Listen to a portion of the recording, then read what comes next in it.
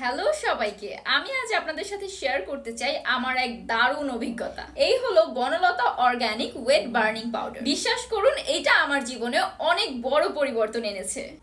আমি বহুদিন ধরেই চেষ্টা করেছি ওজন কমাতে, ডায়েট, ব্যায়াম সবকিছু করেছি, বাট কিছুতেই আমার পেটের চর্বি কমছিল না। তখনই আমার এক বান্ধবী বনলতা অর্গানিক ওয়েট বার্নিং এই পাউডারটার কথা বলল।